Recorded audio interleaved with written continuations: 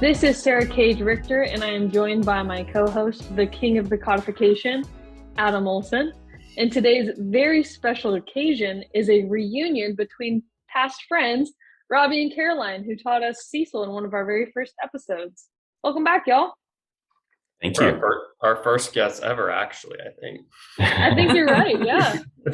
It's a historic day. It is. It is. So last time you were here, I asked you if the acronym Cecil made you think of anything. So I think that's only fair if we try again with ESG. Does anything come to mind when you hear this acronym repeated over and over? Oh gosh, putting me on the spot. Yes. The first thing that comes to my mind is environmental, social, and governance. So I don't know if that's good or bad. It's not bad, it's just lame. It's earth-saving grace. How about that? I like that one, Adam. Yeah, that's good. Yeah, we'll go with Adam. Sorry, Robby. All right, well, let's get down to business. Last time in our previous environmental episode, we talked about the different types of environmental and climate-related issues and strategies that are top of mind today. We hit on how a company thinks through scopes 1, 2, and 3 of emissions. And today we're kind of going to shift to the disclosure and reporting side of these matters. I think a natural starting point would be some of the recent news we hinted at in our introduction episode about the SEC's latest proposal on climate-related disclosures. So before we get into the specifics of the proposal, can one of you maybe give a little background around how the SEC got to where it is today on these climate-related disclosures? Yeah, sure. So we really started seeing more attention given by the SEC as it relates to climate disclosures going back just a little over a year ago. So in February of 2021, then acting SEC Chair Allison Herron-Lee released a statement that directed the SEC to increase focus on climate-related disclosures in public company filings. The statement also announced a new enforcement task force that specifically would focus on climate and ESG issues. And then a short month later, the SEC then requested public input on climate-related disclosures to help evaluate current rules. The comment period associated with that request closed last summer, and it received a significant amount of attention. In fact, there were over 500 comment letters, so a significant number provided to the SEC, and a large majority of those were in support of the disclosures. In the fall of 2021, the SEC staff released a sample letter indicating extensive questioning of the quality of public companies' climate disclosures. Comment letters were sent to certain registrants with comments largely based on the sample letter. Subsequently, the SEC staff has sent follow-up letters, which included requests for support for materiality assessments.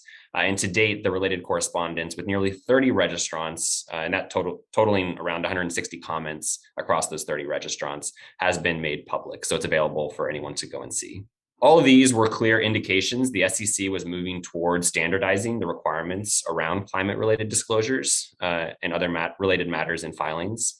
Throughout this period, based on all of this evidence and all of these indications, the public was certainly anticipating the release of the proposed rules around climate disclosures. And if we then fast forward to just a short year after the initial directive to increase focus on climate disclosures, the proposed rules were just issued for public comment in March 2022. So does the proposal draw on any existing practices or frameworks that were already used by companies before the SEC weighed in? It does, which is very helpful for those who were already moving forward with some aspects of ESG reporting. The proposal draws on the framework developed by the Task Force on Climate-Related Financial Disclosures, the TCFD, and the Greenhouse Gas Protocol that are already starting to be used around the world. So a huge help to organizations that were already along that path. Registrants would be required to disclose information about climate-related risks that have or are reasonably likely to have material impacts to their business or financial statements. One interesting thing about the proposal is that it appears to also apply to companies including emerging growth companies that are entering the US capital markets for the first time. For example, by an IPO or as an acquisition target of public companies. It also does not provide relief for recently acquired companies, which means registrants would need to include those operations in their disclosures upon consolidation. So, as with any proposed rule, it's open for comment. There might be some changes coming down the road, but as it stands right now, as we're recording this in March of 2022, what are some of the key disclosure types and where are they expected to be disclosed in a filing? So the disclosure requirements in the proposed rule can really be broken into three key buckets. So the first bucket would require disclosure in the financial statements for specific climate-related financial metrics.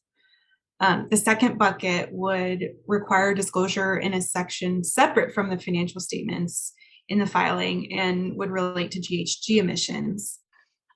And then the third bucket would also require disclosure in a section separate from the financial statements and relate to other various climate-based disclosures. So these include things around governance and risk management processes, targets or goals established by the company, and others. So, maybe diving into those types of disclosures a bit more, can you maybe talk about why they kind of came up with these broad three categories? Like, what were they looking to achieve by requiring these different types of disclosures? For the specific climate-related financial metrics, the intent behind the disclosures was really to provide a picture of the financial impact that climate-related risks and opportunities have on the financial statements themselves. And so they'll require a new footnote in the financial statements and focus on financial impact metrics, expenditure metrics, and estimates and assumptions that are made. So each new metric that would get disclosed would also require language for how that metric was derived, similar to a financial estimate. Yeah, no, that makes sense. And I know on the greenhouse gas emissions proposed disclosures, they're obviously a significant element of the proposed rule by the SEC.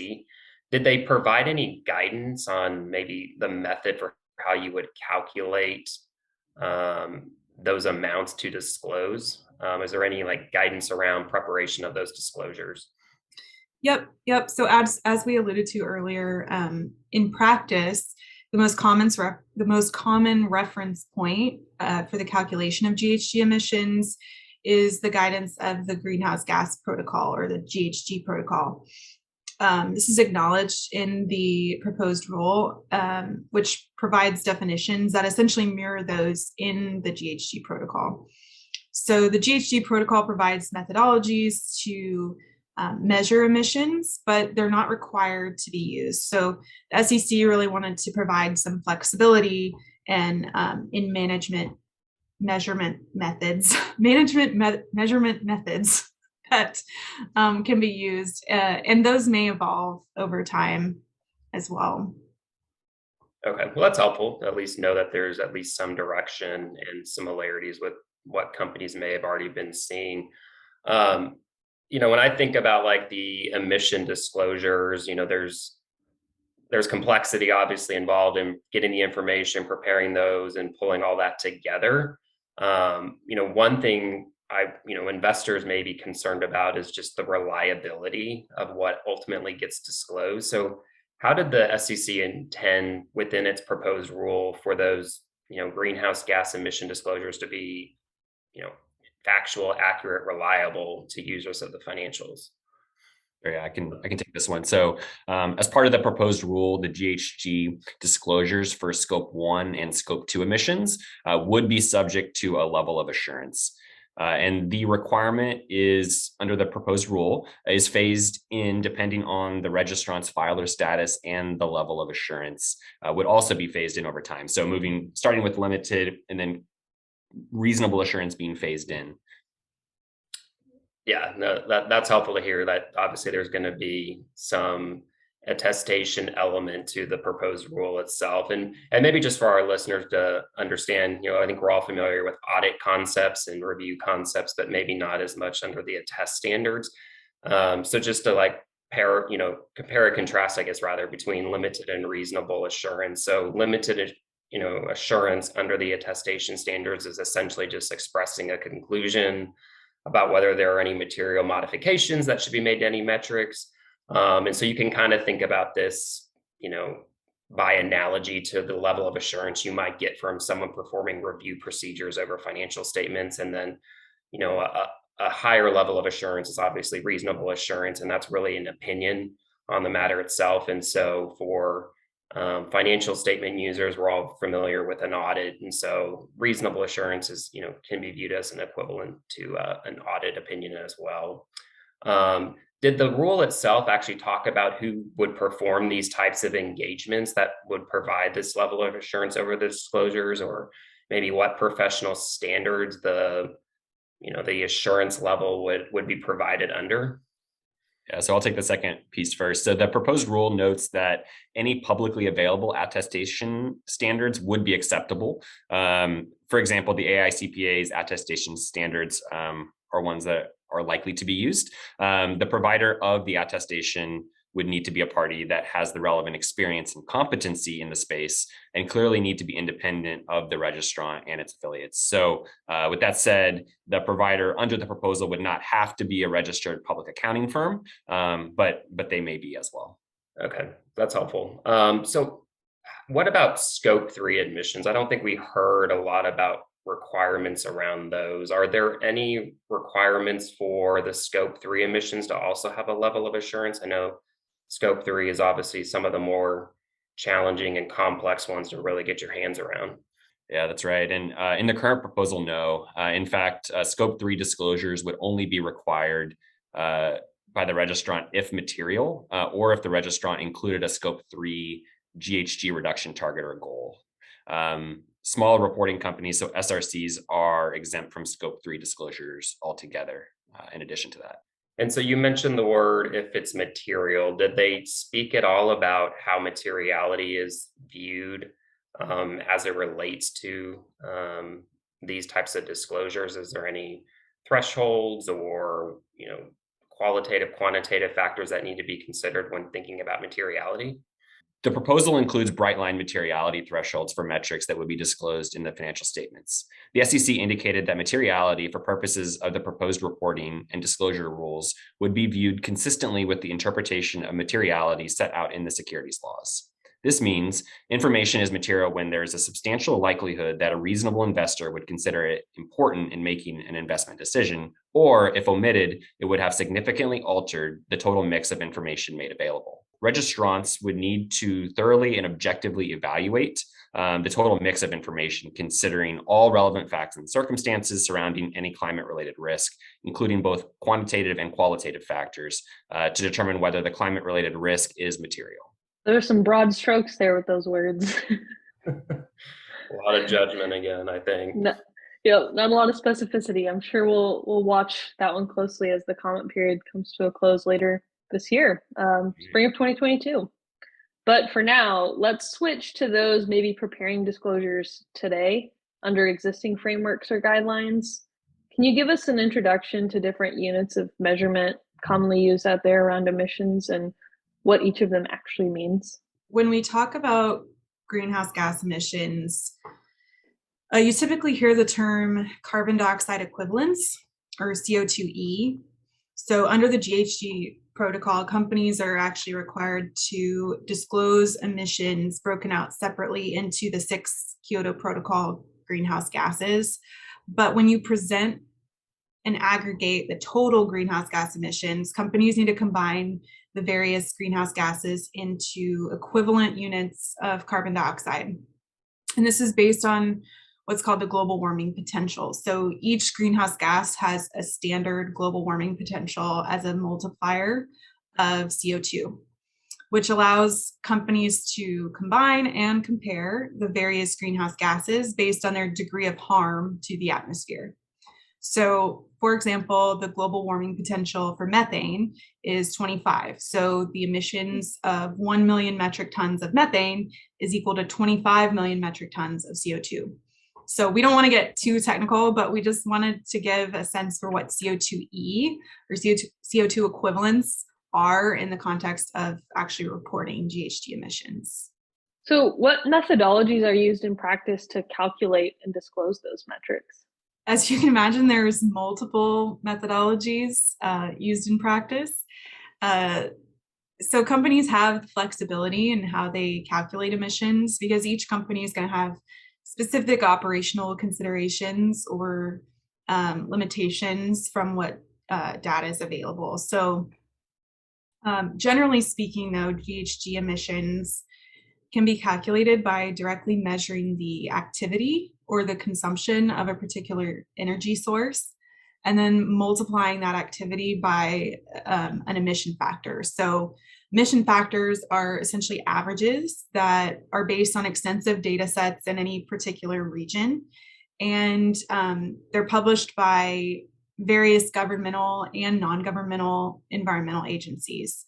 So the US EPA is a good example, International Energy Agency, all of which publish these emission factors. So in a really simplified example, a company could calculate its GHG emissions from gasoline used in a company-owned vehicle by taking the annual gasoline consumption in a particular unit of measure, and then multiply that consumption by a published emission factor for gasoline. Again, really simple. Some companies may have a more sophisticated measurement capability, and they're able to directly measure the GHG emissions from their operations. And then other companies may need to rely more heavily on estimates due to data or operational constraints. So all of those measurement methodologies are accepted. But companies should definitely disclose the methodology that they use, the sources of the emission factors that are used, and the inputs and assumptions that they use in any estimates. One more thing I wanted to just briefly touch on is that for Scope 2, there are actually two approaches to calculating emissions. So if you remember from our first environmental podcast, we explained that Scope 2 emissions are generated from the electricity that a company uses in its operations. So previously, companies were calculating Scope 2 emissions solely by taking the usage, usually in kilowatt hours, and multiplying by the average grid emission factor at that location or in that region. So because the grid averages don't take renewable energy purchasing decisions into account, the only way to reduce emissions was to decrease their usage. So as companies are broadening their purchasing decisions to decrease their GHG emissions through renewable energy purchases, they can now calculate their Scope 2 emissions using the market-based approach, where they can essentially get credit for those for purchasing electricity powered by renewable sources. They just need to keep in mind that they should disclose the method used to calculate Scope 2 emissions so they're comparable. And it's important to note that companies are allowed to disclose Scope 2 under one method or present both concurrently. Wow. What about companies that have certain targets or goals related to emissions? Can you talk about disclosures over those? Yeah, so a lot of companies have started to set and publicly disclose emissions goals. For example, many companies have set net zero emissions targets. I think we talked about that a little bit in a previous episode as well. There are organizations like the Science Based Target Initiative helping companies set science-based goals specifically. And just by way of definition here, because it's important, science-based targets are those in line with what the latest climate science deems necessary to meet the goals of the Paris Agreement. So important to understand that as well. And it's not really just emissions goals. Companies have started to set goals beyond just emissions goals, and more broadly have started to set climate-related targets. So GHG is the most common, the one we hear the most about, but companies are also setting targets related to, and I know this isn't directly related to your question, I'm talking about other goals too, but companies are also setting targets related to energy use and water usage and other climate or environmental, in other climate or environmental related areas. And I'll come back to the SEC proposed climate rule because it's kind of top of mind. And the proposed rule seeks to collect enhanced climate-related information related to targets or goals as well, so that investors are better able to understand and evaluate the goals and targets companies have set. If registrants are setting climate-related goals, they would be required under the proposed rule to disclose them and also provide certain information related to those goals. The proposed rule lays out a list of items that would be required to be disclosed.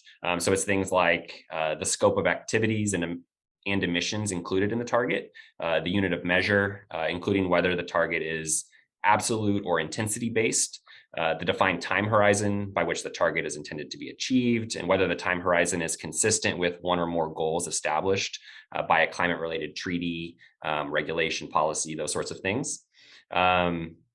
Another item listed in the proposed rule is disclosure of the defined baseline time period and baseline emissions against which progress will be tracked with a consistent base year for multiple targets.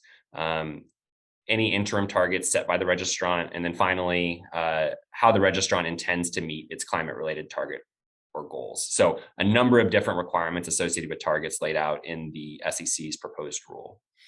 And if we look even beyond the SEC's proposed rule, other frameworks also provide guidance as it relates to setting targets and goals. So for instance, GRI requires that when a reporting entity reports on GHG emission targets, that they explain whether offsets were used to meet those targets, including the type of offset, the scheme on which the offsets are apart, things like that. And so a number of different requirements there as well. So you kind of alluded to this earlier. We spent a lot of today talking about the emissions side of things. And that makes sense because it's a key focus in the proposed SEC rule and to investors in general. But maybe as we kind of wrap up our discussion on environmental factors, each of you could hit on the non-emission side related to climate environmental matters. Sure, I'll go first here if Caroline's okay with that. One common area of focus outside of emissions is water. So when we think about water, it's as it relates to ESG specifically, we're talking about things like water withdrawal and water usage and water discharged. So there's, of course, quantification of these areas required by various standards. But beyond that, disclosure frameworks such as GRIs also require disclosure and discussion around how and where companies are interacting with water in various ways. So they want to understand how business activities are contributing to water-related impacts, and including discussion of those sorts of things in a company's disclosure around water. They want to understand, in addition to that, how organizations are working to address water-related impacts that they're having through their business operations. And as mentioned previously, when we were talking about the different standards, so SASB takes a sector or industry specific approach. And so just kind of giving another example of water related disclosure, if we look at the real estate industry and the real estate industry guidance provided by SASB, just as an example, specific there's requirements around a disclosure of the amount of water in thousands of cubic meters that are withdrawn by portfolio assets that a real estate company might hold. And so just mention that by way of example, just to kind of help crystallize in our audience's minds, how SASB would apply, given its industry specific approach. And then similar to GRI, SASB also focuses on some of those kind of qualitative discussions around water related risk and strategies to mitigate those risks. And so you can kind of see how there's different focuses, but they're still covering a lot of the same types of things, the same themes. And certainly, again, that was an example from the real estate SASB guidance, but certain other industries covered by SASB also include similar water-related disclosures, but again, tailored for their specific industries. I can quickly touch on waste. So waste generated in operations is actually part of Scope 3 GHG inventory from an emissions perspective, but there are some additional waste disclosures that are non-emissions related that companies should also consider. So waste accounts for the disposal and treatment of waste generated in the company's operations in the reporting year. So some examples would include disposal in a landfill or composting or incineration or recovery for recycling. So if a company is reporting on waste data under GRI standards, they should disclose the total weight of waste generated in metric tons. And this sounds simple enough, but when you start thinking of each type of material that could have a different weight or a different unit of measure, it can quickly become a larger undertaking to get accurate and reliable waste data. Under GRI, companies should also separately disclose the amount of waste in metric tons that was diverted from disposal to show how much of the waste generated was directed to recovery for recycling or prepared for reuse rather than sent to a landfill or incinerated. Another required disclosure related to waste is the breakout of hazardous and non-hazardous waste generated. And then just as a final note, kind of to bring it back to the emissions piece, waste emissions calculations can also get complicated because each material type and disposal type have a different emission factor. So for example, disposing of mixed plastic waste in a landfill produces different emissions than composting food waste. Wow, this is such a unique type of accounting. It's really cool to see. While it's cumbersome and there's so many details here, I think it's really cool to see this kind of corporate accountability, and just want to thank Robby and Caroline for their time and the work you've done on ESGs to help make the world a better place. Like, that's what this is doing. It's holding companies accountable, and corporations really are the ones who have the biggest impact on our environment and on social and governance issues, which we'll touch on next episode. But I think this is a really exciting part of accounting. It's fun that it falls in our sphere, and I just really want to thank you guys for taking the time to be here, for sharing your knowledge on these topics, and I want to thank our listeners for following along and showing an interest in these matters. So, matters. Thanks for following along on another episode of Accounting Matters.